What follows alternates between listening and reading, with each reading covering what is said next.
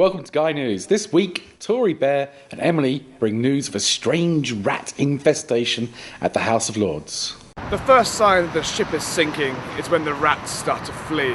But it looks like the HMS Westminster isn't going anywhere fast, because once again, the House of Lords have blocked any attempt at expelling vermin.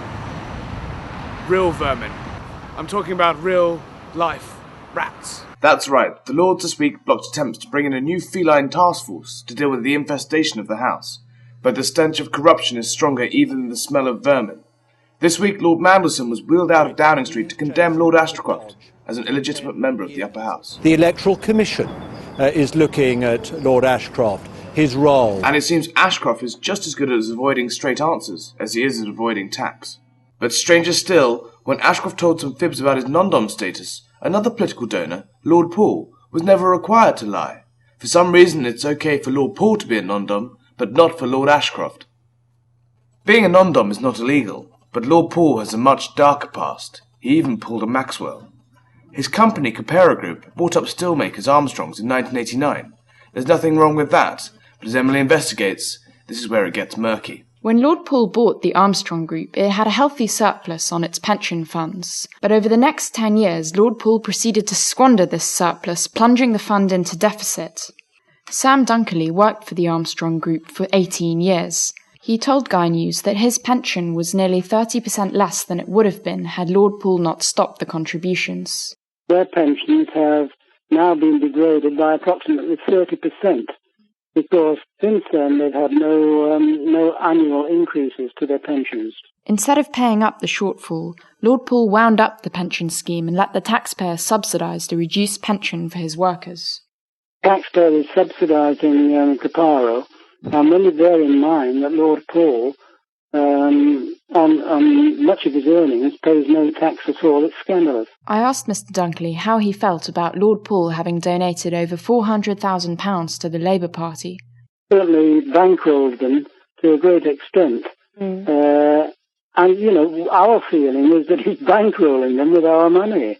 The Labour Party there sits back. Look, Gordon Brown takes all this money from Lord Paul with a smile on his face, without apparently knowing that the money that Lord Paul owes this amount of money to the pension scheme.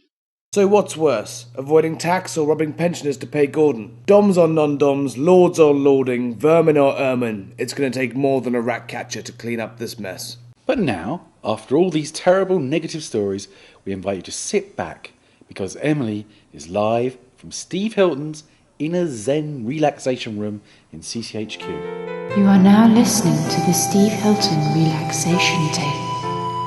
Take a deep breath. Forget the polls.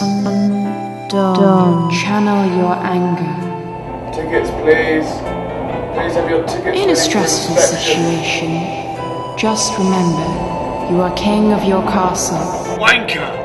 Take off your tie. Drift away to your non-dom place. And now, an important message from our sponsor, Lord Evil. Lord Evil would like to assure viewers that at no point did he not make a deal to conclusively avoid giving up his non-resident status for non-tax purposes, in line with the rules that were not in place when Lord Evil didn't accept his peerage. Now that Lord Evil's come clean with that model of clarity and transparency, here's your moment of zen. BBC 4.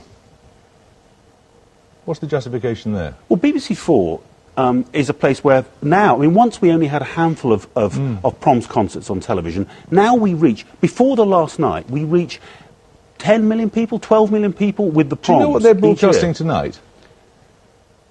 I don't. I'll tell you. It starts with the news, then there is a repeat of a documentary, then there is Skippy, Australia's first superstar, a repeat no less, then there's Pause, Clause and Videotape, clip show about famous animals, then there's a bought-in film, then there's Skippy, Australia's first superstar again, Pause, Clause and Videotape repeated, Storyville, a repeated documentary, and then Pause, Clause and Videotape again, but with subtitles. BBC 4, if people who've watched this programme will have seen a trailer going out just in front of it for a brilliant Simon Russell Beale series about church music. Evening's output.